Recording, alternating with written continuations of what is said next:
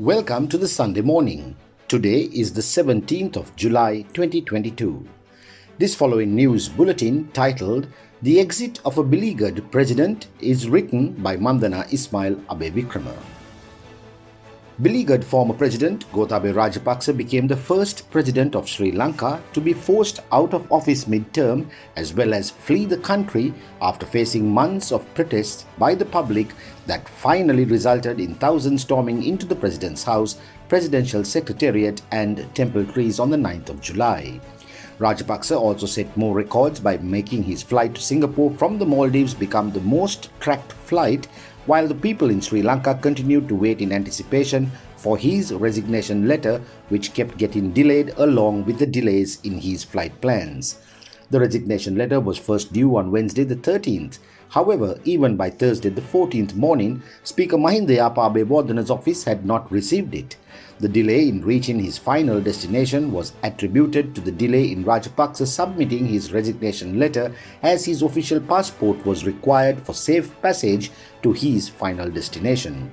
The letter was finally emailed to the Speaker's office by Sri Lanka's High Commission in Singapore about an hour after Rajapaksa and his group arrived in Singapore. However, Speaker Abe noted the legal issue in accepting this as Rajapaksa's resignation letter, since he required the original letter with his original signature. The Sri Lankan mission was informed to immediately dispatch the original letter through an embassy courier. The Speaker, meanwhile, sought the opinion of the Attorney General and the Chief Justice on the matter. However, Speaker Abe on Friday the 15th announced Rajapaksa's resignation, and Acting President Ranil Wickremesinghe was officially sworn in as Acting President afterwards. Interestingly, it was the former Maldivian President and incumbent Speaker Mohammad Nasheed who tweeted on Thursday the 14th saying Rajapaksa has resigned. Quote, President Gotabaya Rajapaksa has resigned. I hope Sri Lanka can now move forward. I believe the president would not have resigned if he were still in Sri Lanka and fearful of losing his life. I commend the thoughtful actions of the government of Maldives. My best wishes to the people of Sri Lanka. End quote, he tweeted. However, the opposition in the Maldivian parliament were displeased with the Maldivian government's decision to accept Rajapaksa into the country. Former Minister of Foreign Affairs opposition MP Dunia Mamoon stated that a motion would be presented to the Maldivian parliament by the opposition seeking an explanation from the government about its decision. Exit operation. Be that as it may, former President Rajapaksa's exit from the country was nothing like he had anticipated and definitely became an operation that became successful due to the intervention of the Maldives and Saudi Arabia. A former US citizen, Rajapaksa, was reportedly denied a visa to enter the country. The former president renounced his US citizenship in order to contest at the 2019 presidential election. According to political analysts, the US was likely to have denied a visa for Rajapaksa for multiple reasons, ranging from his previous decision to renounce citizenship as well as the multiple litigations he was likely to face in foreign courts. Since Rajapaksa's wife Ioma is still a US citizen, Rajapaksa could eventually apply for a US green card. However, the process is expected to take time. Rajapaksa understood that his inability to obtain a US visa would have an adverse impact on any attempts to obtain visas from Western countries. It was then that Rajapaksa decided on traveling to Dubai. However, the objections by immigration officials to stamp the passports and the opposition being raised by passengers obstructed the plan from being carried out. Afterwards, focus shifted to neighboring India, with reports on social media claiming that India had been approached by Rajapaksa as his first transit point. The focus shifted to India due to the difficulties faced by Rajapaksa in flying out in a commercial flight, even on a transit point, and the only option was to use a military aircraft that could only fly as far as India. The plan was to proceed to Dubai from India. However, it is reliably learned that India was not prepared to open its doors to Rajapaksa, as it would have created a rift between India's central government and the southern states. The Indian High Commission in Sri Lanka officially denied the social media reports, saying there was no truth to them. It is now learned that Rajapaksa was at the president's house on the morning of 9th July when the protests commenced. It was in anticipation of violence that Rajapaksa declared a curfew the previous night, 8th July, until further notice. However, the manner in which the curfew was declared was deemed illegal by the Bar Association of Sri Lanka and other legal experts. Then Prime Minister Ranil Wickremesinghe, it is learned, had spoken to Rajapaksa on the night of 8th July and explained that imposing curfew would further aggravate the situation as it would compel more people to join the protests. Wickremesinghe had told Rajapaksa that the reports received on the protest had shown that a crowd of around 5,000 was expected in Colombo with a maximum of around 10,000. It was therefore believed that there was no need to move Rajapaksa out of the president's house. Nevertheless, his security had prepared a contingency plan in the event Rajapaksa had to be hurriedly moved out of the house. However, by around 9 a.m. on the 9th of July, the security personnel received information that there were hundreds of thousands of people making their way to Colombo. They immediately initiated the contingency plan.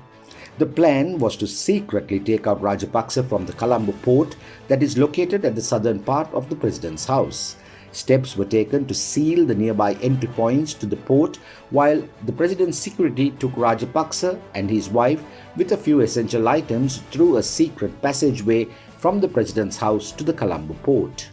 Apart from Rajapaksa and his wife, former Finance Minister Basil Rajapaksa and several security personnel, including senior Defence Ministry officials, had also been at the President's house on the 9th of July. Rajapaksa and his wife were taken to a naval vessel that was docked at the Colombo port at around 9:30 a.m., according to an informed source. When the security personnel escorted Rajapaksa and his wife out of the president's house, Basil and other security heads had also accompanied them.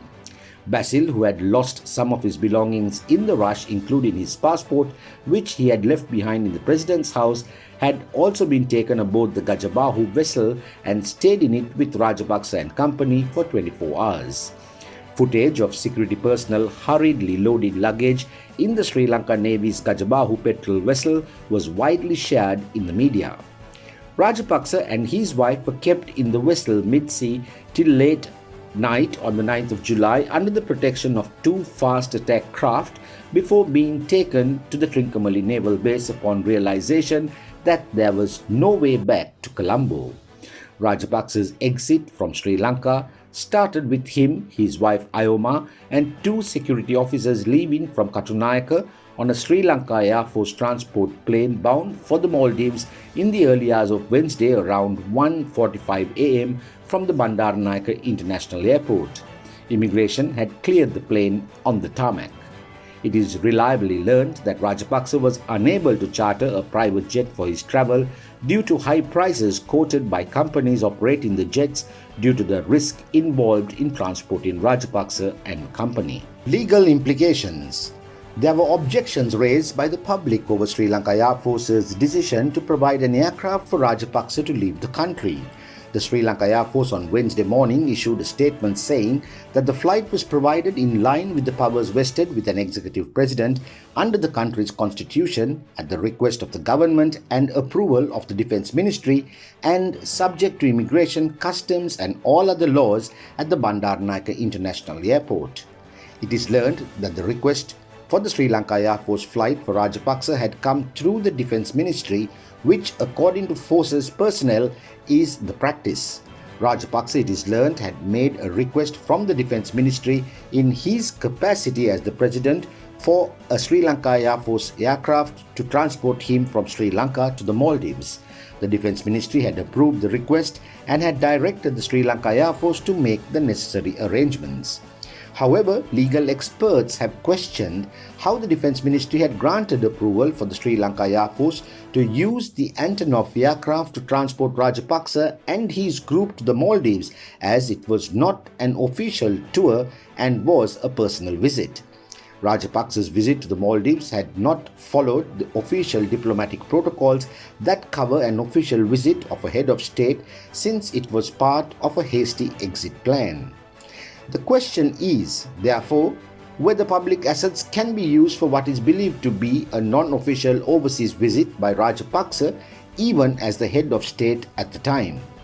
Attorney at law Upul Kumaraperuma, when questioned by the Sunday Morning about the legal implications of using public properties for a non-official overseas visit, explained that it was illegal to use public properties for non-official visits.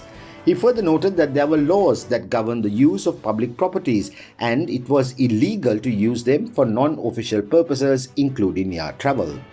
Kumaraperuma also cited an example from the past when Rajapaksa had taken his wife Ayoma along with him for an official overseas visit and had paid for her yacht travel and lodgings during the visit. That was done because there are clear laws on the use of public assets, he said.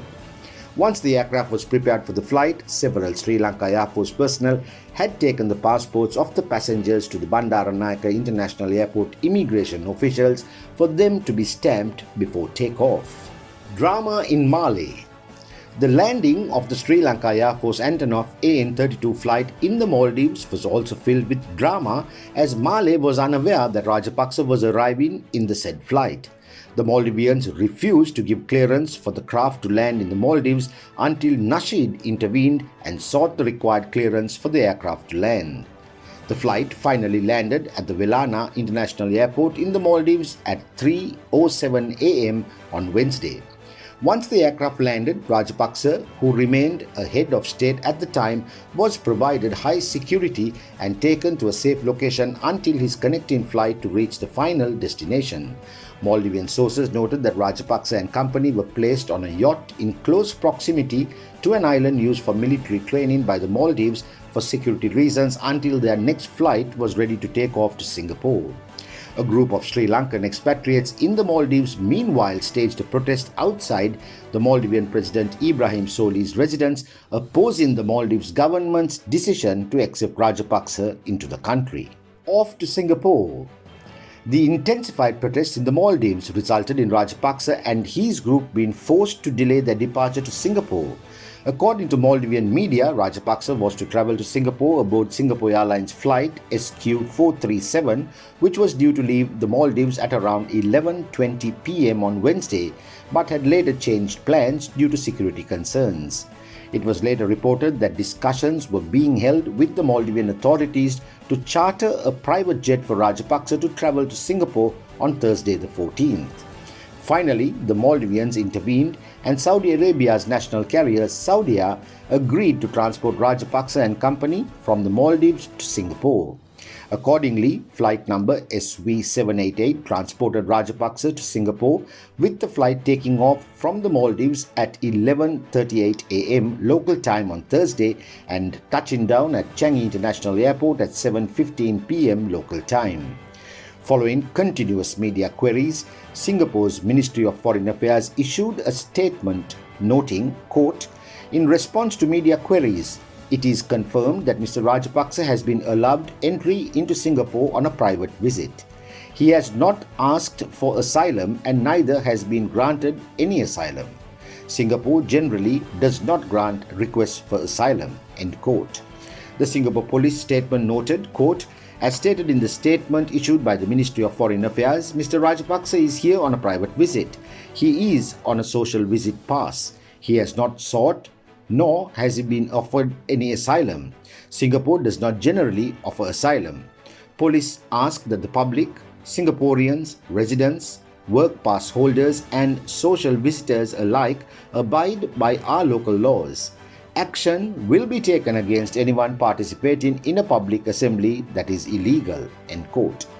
According to some unconfirmed reports, Rajapaksa had entered Singapore on a global investor visa that requires a massive US dollar investment. It is learned that Rajapaksa would make his future plans only after securing permanent residency at a destination of his choice following his official resignation and surrendering of the official passport.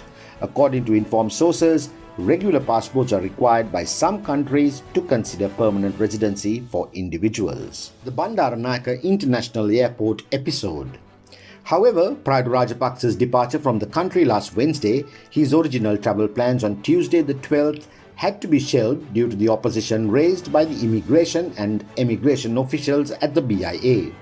The Sri Lanka Immigration and Emigration Officers Association, also known as SLIEOA, decided to withdraw from carrying out operations at the Silk Route Passenger Clearance Terminal at the BIA until further notice to prevent the hasty departures of VIPs using the route.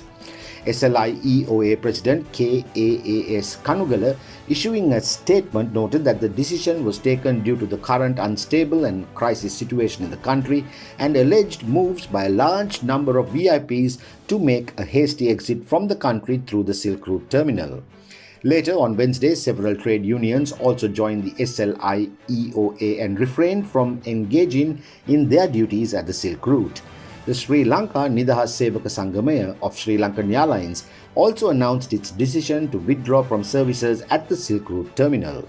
Nevertheless, the SLIEOA by Wednesday evening denied media and social media reports stating that the immigration officers had prevented Rajapaksa from leaving the country. Issuing a statement, the association stated that immigration and immigration officials did not have the legal power to hold back the president, who was still officially in office, from leaving the country.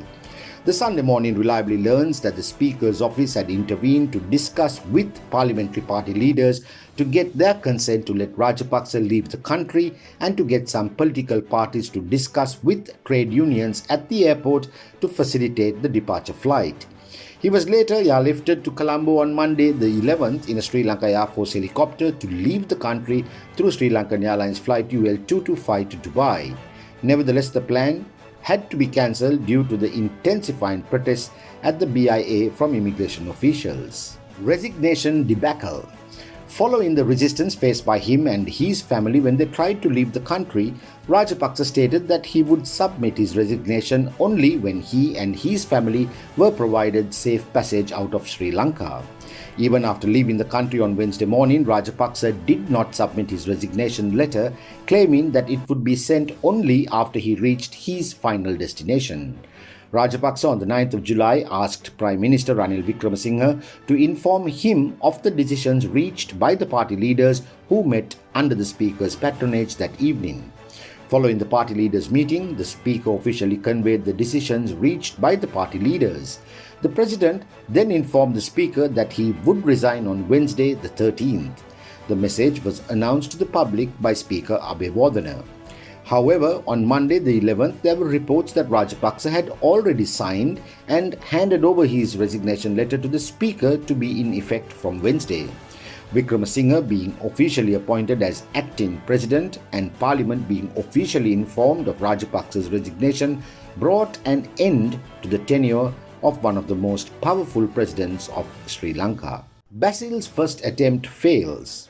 Former Finance Minister Basil Rajapaksa's attempt at leaving the country in the early hours of Wednesday the 13th also ran into trouble after being turned away from the Bandaranaike International Airport the day before on Tuesday the 12th. On Tuesday, Basil Rajapaksa had to turn away from the airport after immigration and immigration officials on duty at the Silk Route Passenger Clearance Terminal at the airport refused to carry out the official clearance work required for his departure. Other passengers of the Emirates flight EK649 to Dubai also objected to Basil's departure from the country, especially on the same flight as them. Basil arrived at the Silk Route terminal at BIA around 12 midnight as the flight was scheduled to take off at 3:15 am on Tuesday. Basil's ticket for EK649 was issued on Monday the 11th under the booking reference PCR 652. Around Rs 5.3 million had been spent on the airline for the return flight according to ticket details. The return date on the ticket under Basil's name has been stated as 2nd March 2023. Emirates officials were also in a difficult spot, with the flight's pilots expressing concerns that the flight may experience difficulties in the event passengers became uneasy and protested whilst the flight was in the air. Basil was expected to travel from Colombo to Dubai on EK649 and onwards to Washington DC on EK231. Foreign media reported that Basil had left for Mumbai in India on UL141 on Wednesday the 13th, where he stayed in transit before flying to his final destination, the US. Unlike his brother Gotabaya Rajapaksa, Basil has no difficulty in flying to the US since he remains a US citizen holding a US passport. However, Basil had not left the country, with his counsel informing the Supreme Court on Thursday the 14th that he, Basil, would remain in the country until Friday the 15th.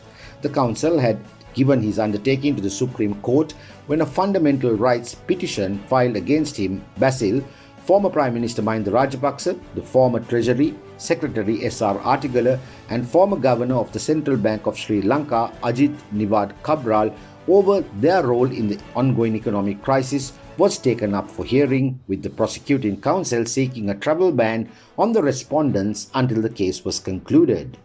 On Friday the 15th, the Supreme Court issued an order preventing former Prime Minister Rajapaksa and Basil from leaving the country till the 28th of July.